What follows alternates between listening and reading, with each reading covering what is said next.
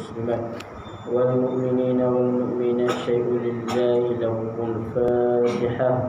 أعوذ بالله من الشيطان الرجيم. بسم الله الرحمن الرحيم.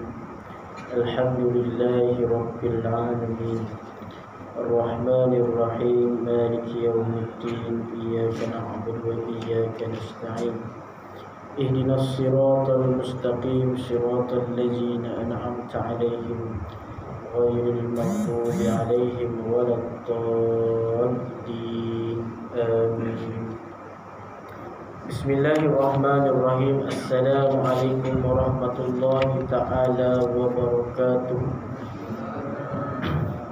الحمد لله رب العالمين وأفضل الصلاة وأتم التسليم على سيدنا محمد وعلى آله وصحبه أجمعين. سبحانك لا علم لنا إلا ما علمتنا إنك أنت العليم الحكيم ولا حول ولا قوة إلا بالله العلي العظيم. اللهم لا سهل إلا ما جعلته سهلا وأنت تجعل الحزن إذا شئت سهلا.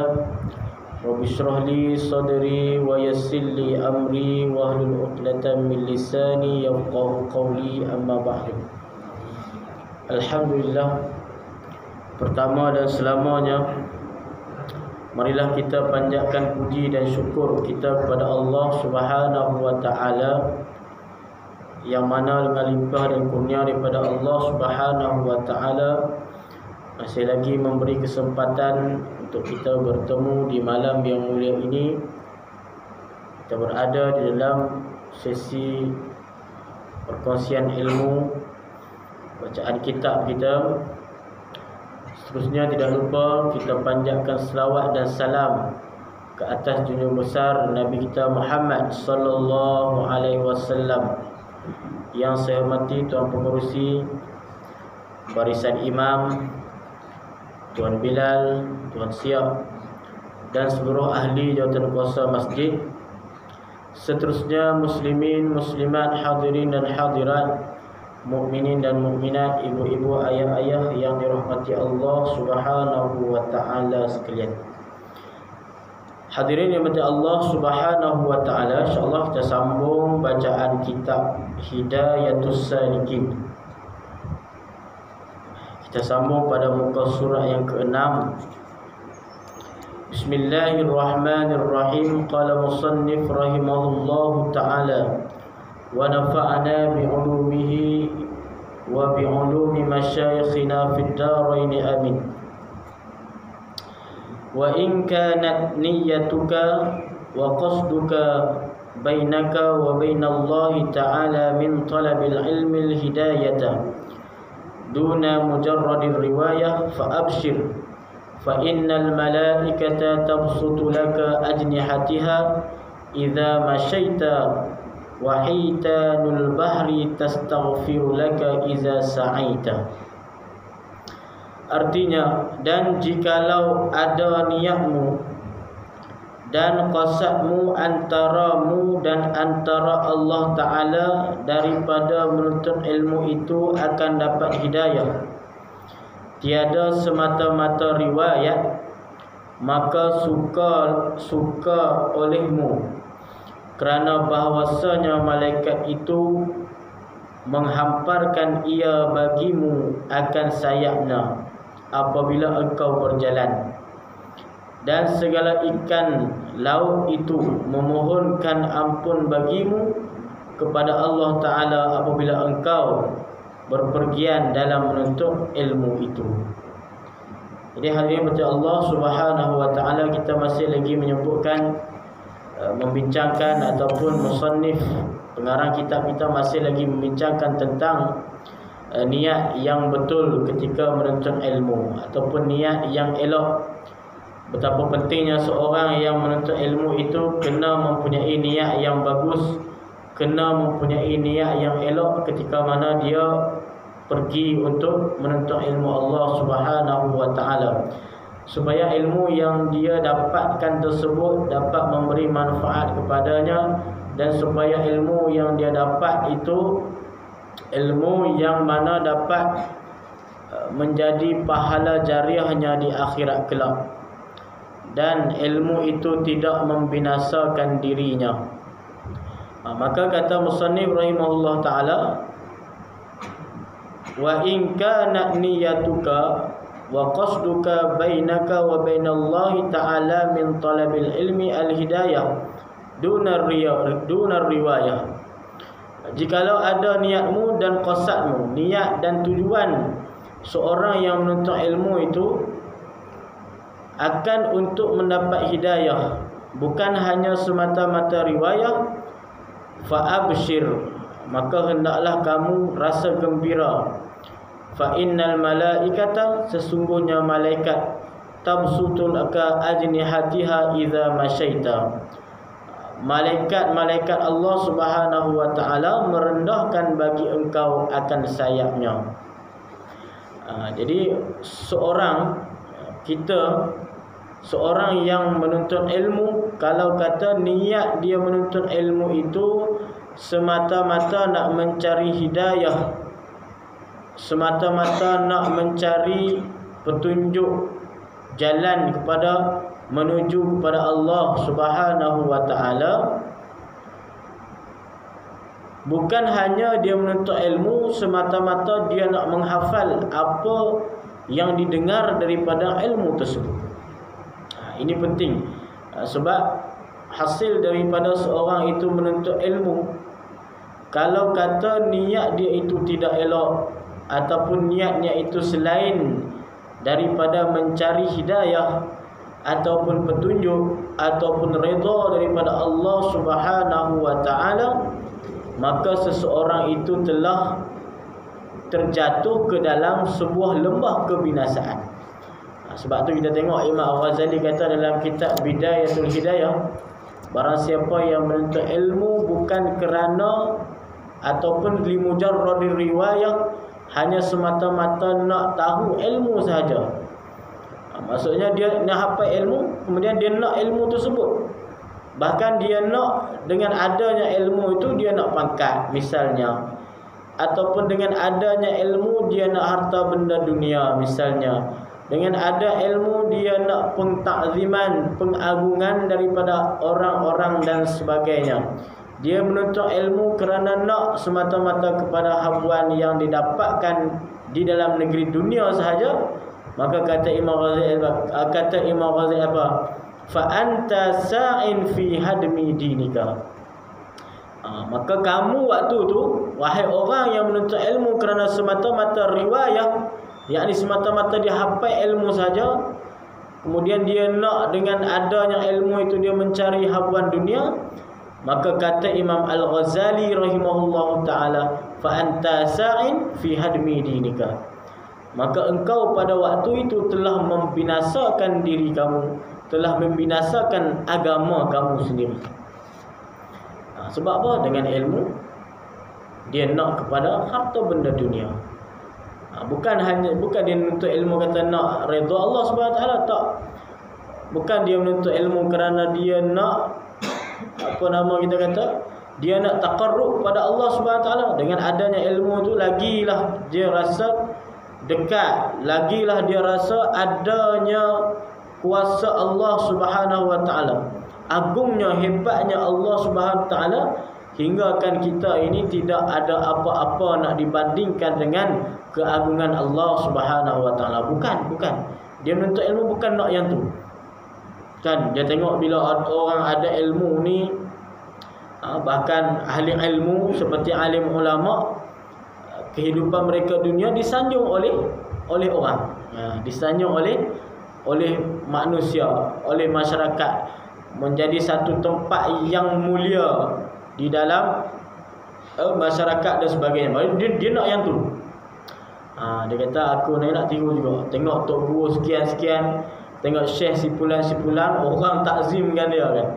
Orang agungkan sebab apa? Dia orang alim, orang ada ilmu, orang agungkan dia. Maka dia pun dia kata aku pun nak pangkat ataupun nak macam tu. Nak tempat macam tu, nak tempat yang macam tok syekh tu, nak tempat macam tok guru tu. Maka dia pun pulun mengaji ilmu sebab apa? Nakkan kemuliaan di sisi manusia.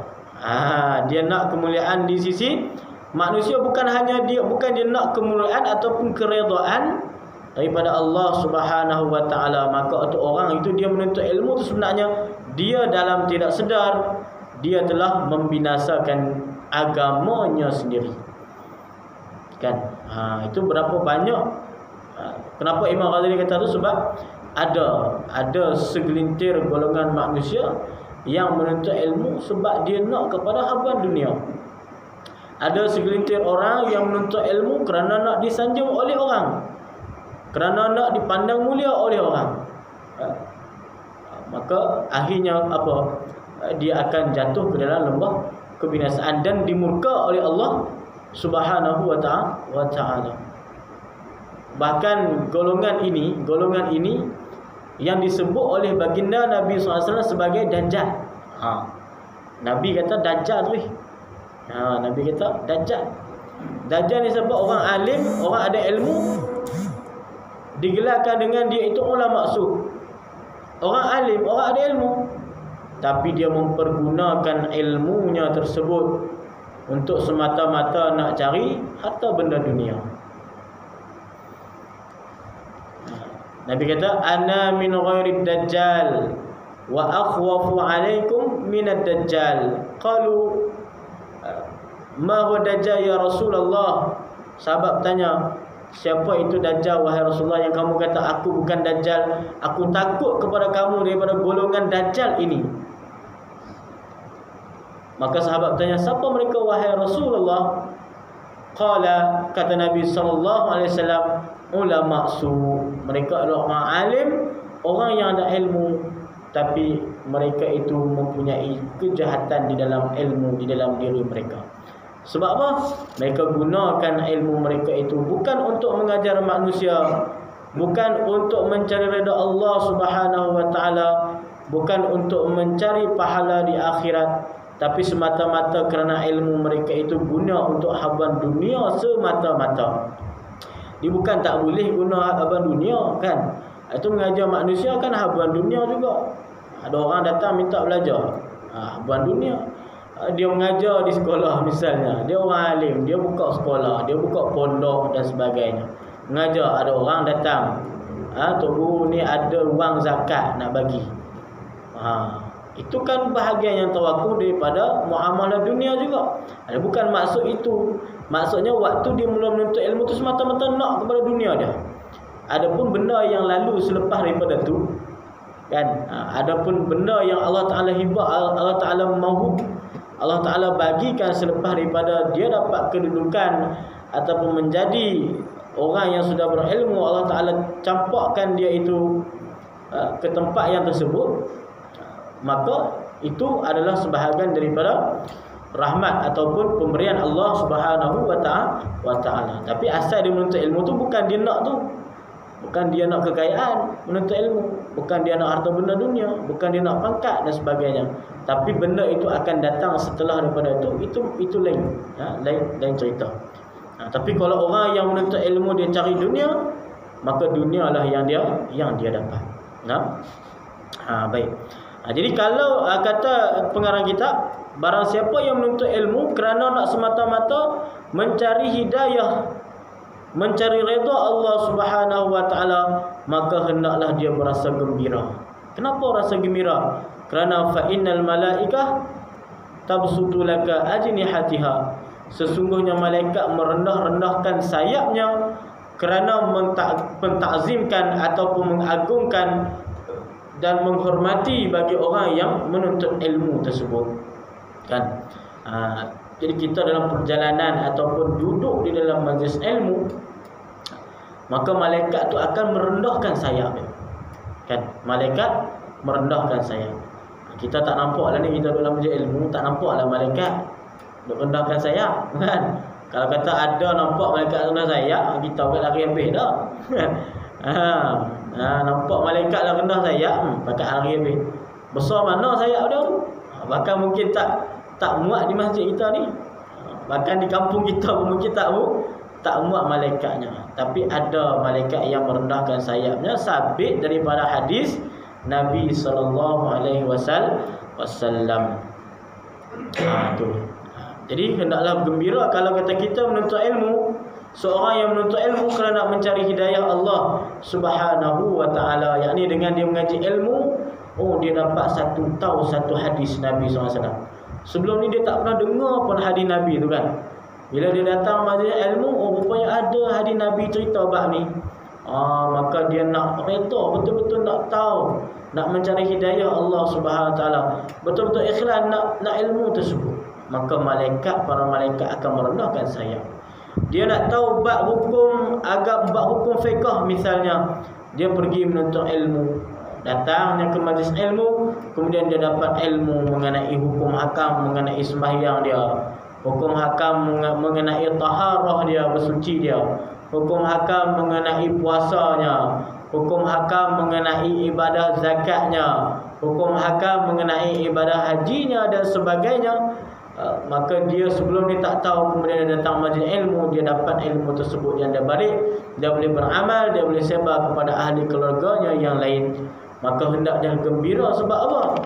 Sebab malaikat merendahkan sayap dia, mengagungkan ataupun memuliakan bagi orang yang menuntut ilmu semata-mata kerana nak mencari tujuan redha dan juga hidayah Allah Subhanahu wa taala. Itu. Kemudian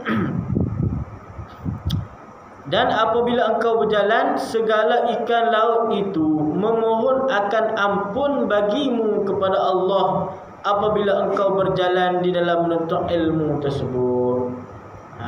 Sehingga kan bukan hanya malaikat, haiwan-haiwan yang ada dalam hadis yang dalam riwayat yang lain, riwayat ni dia kata ikan sahaja, tapi dalam riwayat yang lain, haiwan yang ada di muka bumi ini dan juga haiwan yang di daratan dan haiwan yang ada di dalam laut meminta ampun kepada Allah Subhanahu wa taala bagi orang yang keluar mencari ilmu tersebut. Tadi kita datang nak menuntut ilmu di masjid misalnya. Malam-malam ada pengajian di masjid.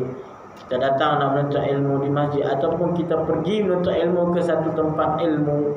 Maka perjalanan kita daripada rumah kita nak menuju ke tempat kita nak menuntut ilmu tersebut, sepanjang perjalanan itu segala haiwan yang ada di daratan dan haiwan yang ada di lautan, yang ada di atas tanah, haiwan yang ada di dalam air meminta ampun kepada Allah Subhanahu wa taala kepada kita.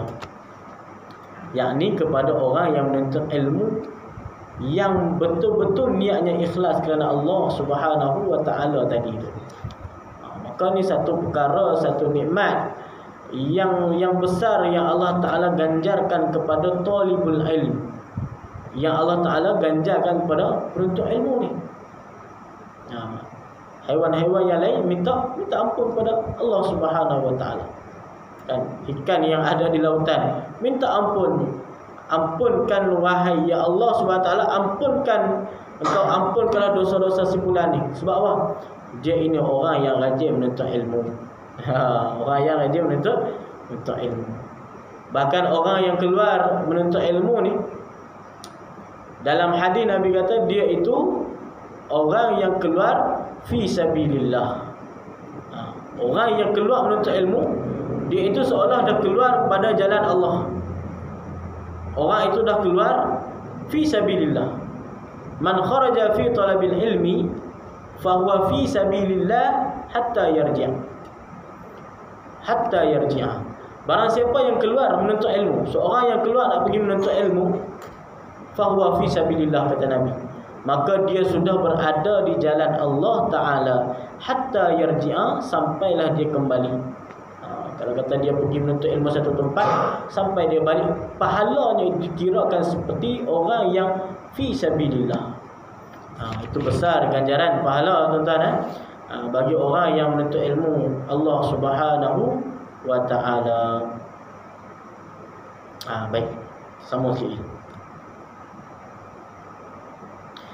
Ketahui olehmu hai talib, bahawa bagi orang menuntut ilmu itu tiga perkara. Jadi ketahui olehmu wahai orang yang menuntut ilmu, orang yang menuntut ilmu tu ada dalam 3 perkara, yakni 3 keadaan. Pertama, seorang menuntut ilmu kerana jadi ilmunya itu bekal di dalam akhirat, dan tiada mendaki ia melainkan kerana Allah Ta'ala dan negeri akhirat, maka mereka itulah orang yang dapat kemenangan dalam dunia dan akhirat. Itulah yang dinamakan muttaqin. Seperti firman Allah Ta'ala, innallaha yuhibbul muttaqin. Artinya bahawa Allah amat kasih akan orang yang muttaqin, orang bertakwa. Jadi yang pertama, keadaan seorang yang mengaji ni, keadaan seorang yang menuntut ilmu ni, yang pertama kerana dia menuntut ilmu tu kerana dia nak jadikan sebagai bekalan akhirat. Dia menuntut ilmu, nak jadikan ilmu yang dia menuntut itu sebagai pahala yang berkekalan di alam akhirat kelak. Yakni dia nak dapatkan buah ataupun samarah hasil pahala dia menuntut ilmu itu, kerana dia nak ambilnya kemenangan ataupun pahalanya tadi di hari akhirat. Kan kita datang ilmu ngaji, kan kita datang kuliah dan sebagainya, ini kita pada hakikat zahir kita tak dapat apa lah, dapat duit tak ada kan. Ada orang datang mengaji kan, bagi duit 1,000, semua kat mengaji penuh. tak ada dari sudut material ni, itu tak ada dari sudut material. Mungkin kita sendiri yang kena keluarkan. Kita datang ke tempat ilmu, kena naik kereta, buh minyak kereta. Naik motor, kena buh minyak motor. Kan? Masa kita lagi perjalanan dan sebagainya. Bahkan kita yang mengeluarkan material, sudut material kita keluarkan. Tapi ganjaran yang Allah bagi itu adalah duduk di negeri akhirat sana. Itulah perkara yang kita tak nampak dengan hissi, dengan pandangan mata kita tak nampak. Kan? Kalau kita nampak pandangan tu, sekali datang mengaji 1,000 misalnya, tu tak tinggal majlis pengajian kita. Tapi kerana ganjaran tu Allah Ta'ala letak di akhirat kelak, hanya orang yang muttaqin sahaja yang disebutkan dalam keadaan ini. Orang yang muttaqin sahaja yang dapat. Jadi pertama, orang yang menuntut ilmu kerana ilmu tu nak menjadikan ilmu itu bekal di negeri akhirat. Jadi pahala menuntut ilmu ni, tuan-tuan yang baca Allah Subhanahu wa Ta'ala, pahala yang sangat besar. Allah Ta'ala janjikan pahala sangat besar. Banyak sekali hadis-hadis, ayat-ayat yang dalam Al-Quran, hadis-hadis Nabi SAW yang memuji ataupun yang menyebutkan tentang hebatnya ataupun pentingnya, besarnya orang yang menuntut ilmu. Kan salah satunya ketika zaman Rasulullah SAW, waktu Rasulullah SAW masuk dalam masjid Nabi, kemudian ada 2 kelompok sahabat, ada 2 kumpulan sahabat. Satu kumpulan mereka duduk muzakarah ilmu. Satu kumpulan duduk yang bukan muzakarah ilmu, mungkin dia duduk zikir dan sebagainya. Kemudian Rasulullah pergi dekat kumpulan yang sahabat tadi yang sedang muzakarah ilmu, makna kata majlis ilmu. Sebab tu dikatakan majlis ilmu itu salah satu majlis daripada tamannya syurga Allah Subhanahu wa Ta'ala. Idza marartum bi riyadil jannah farta'u, kata Nabi SAW. Apabila kamu lalu di taman-taman syurga, farta'u, hendaklah kamu merasa seronok, hendaklah kamu merasa gembira. Kalau kata kamu lalu di taman syurga Allah Subhanahu wa Ta'ala. Kemudian sahabat bertanya, wahai Rasulullah, apa itu taman syurga Allah Subhanahu wa Ta'ala? Taman syurga yang Allah Ta'ala tajallikan di dunia, maksudnya taman syurga yang Allah Ta'ala zahirkan, Allah Ta'ala bagikan di dunia ni. Bukan taman dunia yang hakikinya, taman syurga yang hakikinya akhirat kelak lah, di syurga lah taman syurga. Tapi taman syurga yang Allah Ta'ala zahirkan di masa di dunia ni. Dia tak ada taman ataupun tak ada tempat di syurga melainkan itu sahaja taman syurga. Apa makna taman syurga itu? Kata Nabi SAW, majlisul zikri. Majlisul zikri, yakni majlis ilmu. Taman syurga yang Allah Ta'ala tajallikan di dunia, satu bahagian daripada bahagian syurga yang Allah Ta'ala tajallikan, Allah Ta'ala bagikan di syurga, di dunia ni, adalah majlis-majlis ilmu yang ada di atas muka bumi, di atas dalam dunia ni. Itu nak kata besar majlis ilmu. Habis itu yang pertama lah. Yang pertama, seorang menuntut ilmu sebab dia nak menjadi bekal di akhirat. Dan lagi firman Allah Ta'ala, wa tazawwadu fa inna khairaz zadi at-taqwa. Wa tazawwadu fa inna khairaz zadi at-taqwa, artinya dan ambil oleh kamu bekal di dalam akhirat, maka bahawasanya yang terlebih baik daripada bekal itu iaitu takut akan Allah Ta'ala. Jadi golongan yang menuntut ilmu yang kerana nak mencari bekal akhirat, mereka ini Allah Ta'ala kata mereka adalah golongan yang muttaqin, golongan yang bertakwa kepada Allah Subhanahu wa Ta'ala. Kemudian Allah Ta'ala sebut lagi dalam ayat yang lain, wa tazawwadu fa inna khairaz zadi taqwa. Hendaklah kamu mencari bekal, yakni bekal untuk pergi ke hari akhirat. Dan sebaik-baik bekal untuk kamu bawa ke dunia, ke dalam hari akhirat kelak adalah at-taqwa, ketakwaan. Jadi salah satunya untuk menjadi orang takwa tadi apa?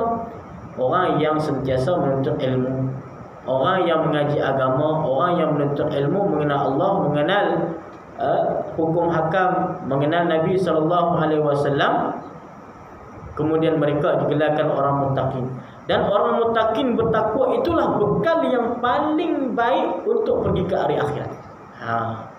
Jadi nak dapat muttaqin, salah satunya menuntut ilmu dengan niat yang betul, yakni niat untuk kita sampaikan ilmu itu ataupun ilmu itu menjadi bekal kepada kita pada hari akhirat. Kemudian bermula makna takwa itu iaitu mengerjakan taat dan menjauh akan maksiat. Seperti yang lagi tersebut makna takwa itu iaitu dalam kitab ini insya-Allah. Jadi dia akan bahas bab khusus tentang takwa. Apa itu takwa? Kita kata takwa beriman dan bertakwa, kan? Orang yang beriman, orang yang bertakwa. Apa makna takwa sesungguhnya? Insya-Allah dia akan sebutkan. Cuma saya nak sebutkan secara umum. Takwa ni sebahagian ulama memberi takrifan apa? Imtisalul awamir wajtinabun nawahi. Itu takwa yang diberikan pentakrifan ataupun definisi oleh ulama-ulama. At-taqwa adalah imtisalul awamir wajtinabun nawahi. Takwa adalah imtisalul awamir, yakni kita menjunjung segala perintah Allah. Kita junjung perintah Allah Ta'ala, sembahyang. Allah Ta'ala suruh kita menuntut ilmu fardu ain, menuntut ilmu. Allah Ta'ala suruh kita puasa, kita puasa. Allah Ta'ala suruh amar ma'ruf nahi munkar, kita buat. Maka itu dia panggil imtisalul awamir, menjunjung, mentaati perintah Allah Subhanahu wa Ta'ala. Yang kedua, wajtinabun nawahi, dan meninggalkan atau menjauhi segala larangan Allah Subhanahu wa Ta'ala. Allah Ta'ala kata wala taqrabuz zina, jangan kamu mendekati zina, maka kita jauhkan zina. Wala ta'kulu amwalakum bainakum bil batil, jangan kamu makan harta di antara kamu tu dengan jalan batil. Kita jangan makan rasuah, makan mencuri dan sebagainya. Wala tulqu bi aidikum ila tahlukah, jangan kamu mencampakkan diri kamu ke dalam lembah yang binasa. Kita pun tak campakkan diri kita dalam lembah yang binasa. Wala taqtulun nafsal lati harramallahu illa bil haqq, jangan kamu membunuh satu nyawa, satu jiwa yang Allah Ta'ala haramkan illa bil haqq, melainkan dengan kebenaran. Maka kita pun tak membunuh satu jiwa melainkan dengan kebenaran. Apa makna tak boleh bunuh satu jiwa melainkan satu kebenaran? Kebenaran seperti hukuman hudud dan sebagainya, hukuman qisas, kan, hukuman bunuh balik. Hukuman qisas, hukuman bunuh bunuh balik. Ini kalau seorang itu bunuh, dia boleh dikenakan kalau ikut dalam hukuman fiqh kita, hukuman syariat kita, orang yang membunuh dia itu boleh dibunuh balik. Melainkan dia itu diampunkan oleh keluarga orang yang mangsa tersebut. Itu hukuman kisah lagi. Tapi walaupun dimaafkan, dia kena bayar diat. Bayar denda juga 100 ekor unta. Denda dia. Kan? Tapi kita tak jalankan hukum tu kan? Tak jalan hukum tersebut. Kalau kita betul-betul jalankan hukum tu, tak ada lagi mungkin orang yang berani membunuh. Jadi kalau membunuh ni mungkin hanya ada penjara dan sebagainya. Itu hukuman bahagian daripada hukuman yang ta'zir. Kalau ikut kepada qisas, orang yang bunuh maka dia dibalas balik bunuh. Melainkan mangsa kepada yang dibunuh tadi, dia memaafkan orang yang buat jenayah tadi. Tapi walaupun begitu kena bayar diat. Diatnya adalah 100 ekor unta, dikimahkan, dihargakan pula. Unta berapa? Seekor segram. Lembu pun 5,000. Kalau unta mahal lagi, 8, 9,000, 10,000. Kali dengan 100 ekor bayar. Itu larangan-larangan yang Allah Ta'ala tetapkan. Di antaranya larangan yang Allah Ta'ala tetapkan dalam Al-Quran. Maka kita larang, kita tinggalkan, kita jauhi segala larangan Allah Ta'ala. Maka kita itu ataupun orang tersebut dipanggil sebagai muttaqin, ataupun orang yang bertakwa. Yakni dia menjunjung perintah Allah Subhanahu wa Ta'ala, dia meninggalkan larangan Allah, menjauhi larangan Allah Subhanahu wa Ta'ala. Itu dipanggil orang muttaqin. Kemudian itu golongan yang pertama yang menuntut ilmu. Keduanya, seorang menuntut ilmu kerana menolong akan kehidupannya dalam dunia, dan kerana dapat kemuliaan dan kemegahan, dan kerana dapat harta. Maka mereka itu sangat jahat perangainya. Maka jikalau dikekalkan olehnya akan kosaknya serta diketahui akan jahat kelakuannya itu, maka lalu mati ia dengan tiada taubat daripada perbuatannya itu, maka mereka itu mati di dalam maksiat, lagi derhaka mereka itu. Na'udzubillahi min dzalik. Ini golongan yang kedua yang Allah Ta'ala celah. Siapa? Orang yang menuntut ilmu, rajin dia main menuntut ilmu. Seorang yang rajin menuntut ilmu, siang, malam, pagi, petang, tak ada masa. Menuntut ilmu 24 jam, baca buku, baca kitab 24 jam. Tapi sebab apa dia menuntut ilmu tu? Kerana dia nak harta benda dunia, nak kemegahan dunia, nak kemuliaan dunia. Maka katanya orang itu adalah jahat perangainya.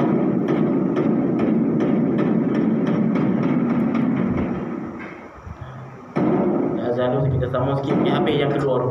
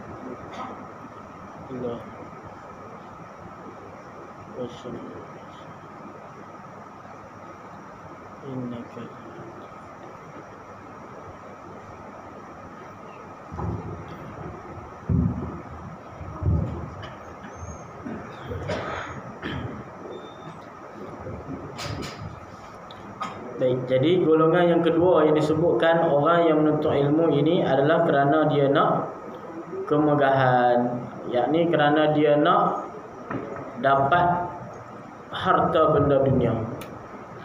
Dia nak kemegahan dunia, dia nak harta benda dunia dan seumpamanya. Maka golongan ini yang dipanggilkan, kalau kata dia mati, dia menuntut ilmu, kemudian dia mati, dengan dalam keadaan dia menuntut ilmu tu kerana nak mencari dunia je, bukan mencari redha Allah, bukan mencari manfaat di hari akhirat, tidak, hanya semata-mata dunia. Maka mati dia dalam keadaan menuntut ilmu tersebut, maka matinya itu mati yang maksiat kepada Allah Subhanahu wa taala, mati yang Allah taala derhaka kepada mereka itu. Mati dalam keadaan dia derhaka kepada Allah, mati dalam keadaan dia tidak redha, Allah taala tak redha kepada orang tersebut. Ini yang kita takut. Moga-moga kita minta Allah Subhanahu wa taala dalam kita sentiasa menuntut ilmu, yang dalam keadaan kita sentiasa mengaji ini, Allah taala, supaya Allah taala betulkan balik niat kita. Kalau kata ada niat kita yang tergelincir daripada niat yang utama menuntut ilmu. Sebab takut kan? Takut kalau kata kita tengok tu rupa gambarannya tu baik dah. Menuntut ilmu, mati dalam keadaan duduk ngaji. Kan? Siapa tak nak Allah kata mati dalam keadaan ngaji, Allah husnul khatimah. Husnul khatimah. Pengakhiran yang baik. Mati dalam duduk di masjid, Allah pengakhiran yang baik. Tapi kita ini menghukum zahir sahaja. Nahnu nahkumu bil zawahir wallahu yatawalla sarair. Yang ni kita serah pada Allah Subhanahu wa taala. Sebab tu kita tak boleh juga nak hukum secara zahir. Sebab Allah secara batinnya, sarair, rahsianya dalam hatinya Allah taala yang tahu. Kita hukum zahir dia menuntut ilmu, tiba-tiba dia menuntut ilmu itu adalah kerana yang disebutkan di sini, bahagian yang kedua, dia masuk dalam golongan orang yang kedua tadi. Maka matinya, kita takut mati seorang itu mati dalam keadaan derhaka kepada Allah, mati dalam keadaan dia itu maksiat kepada Allah. Kalau kata dia tak sempat kepada taubat kepada Allah Subhanahu Wa Taala, Tapi kalau kata dia sempat untuk bertaubat kepada Allah Subhanahu wa taala dan dia amalkan ilmu yang dia mengaji tadi, maka ilmu tersebut akan menjadi ilmu yang bermanfaat kepadanya pada hari kiamat. Kerana orang yang bertaubat kepada Allah Subhanahu wa taala, Allah taala akan ampunkan. At-taib min az-zambi kama la dzamba lah. Innallaha yuhibbut tawwabin wa yuhibbul mutatahhirin. Orang yang bertaubat kepada Allah kama la dzamba lah, bagaimana tak ada dosa. Mana taubat yang betul-betul taubat, dengan cukup rukun taubat, rukun taubat cukup, kemudian dia betul-betul taubat kepada Allah Subhanahu wa taala, maka kamal la dzambalah, orang yang bertaubat daripada dosa kamal la dzambalah, Nabi kata, sebagaimana orang yang tak ada dosa. Innallaha la aqra wa taala innallaha yuhibbut tawwabin wa yuhibbul mutatahhirin. Allah Ta'ala suka kepada golongan orang yang sentiasa bertobat dan juga orang yang yuhibbul mutatahhirin. Allah Ta'ala suka kepada orang yang sentiasa dalam keadaan bersih. Maka kita mintalah kepada Allah Subhanahu wa taala, Allah Ta'ala perbetulkan niat kita kembali supaya ilmu yang kita mengaji, ilmu yang kita sentiasa duduk belajar, moga-moga ilmu itu akan memberi manfaat kelak kepada akhirat kita. Di akhirat nanti menjadi satu amal jariah kepada kita. Kalaupun amal kita yang lain tak banyak, tiba-tiba amal di menuntut ilmu tu banyak, itu yang menyebab kita masuk syurga nanti, kan? Mungkin amal kita yang lain tak banyak, mungkin solat kita tak banyak, kan? Mungkin zikir kita tak banyak, tapi kita ni orang yang rajin mengaji. Kita ni orang yang suka mengaji, ada mengaji sana pergi, ada mengaji sini pergi, ada daurah sana pergi. Ada kata syekh tu datang pergi daurah sebagainya. Ada ceramah sana, ada kuliah dan sebagainya. Dia mengaji semua. Maka mungkin dengan ilmu ataupun pahala dia menuntut ilmu tu mungkin dapat memberi ganjaran ataupun dapat menjadi asbab untuk seorang itu masuk syurga. Kita nak macam tu juga. Kita mohon kepada Allah Subhanahu wa taala, di hadirat Allah Subhanahu wa taala. Sampai situ dulu. Ada 3 golongan, kita berhenti yang kedua. Nanti insya-Allah kita sambung lagi golongan yang ketiga dalam keadaan untuk ilmu. Wallahu a'lam bissawab. Bismillahirrahmanirrahim. Alhamdulillahirabbil alamin wassalatu wassalamu ala asyrafil mursalin wa ala alihi washabihi ajma'in. Allahumma faqihna fid din wa 'allimna ta'awwaj'ana min ibadikas salihin. Allahumma arinal haqqa haqqan warzuqna ittiba'ah wa arinal batila batilan warzuqna ijtinabah. Rabbana atina fid dunya hasanah wa fil akhirati hasanah wa qina azabannar. Sallallahu alaihi wasallam Muhammadin wa ala alihi washabihi ajma'in. Walhamdulillahirabbil alamin. Assalamualaikum warahmatullahi wabarakatuh. Waalaikumsalam warahmatullahi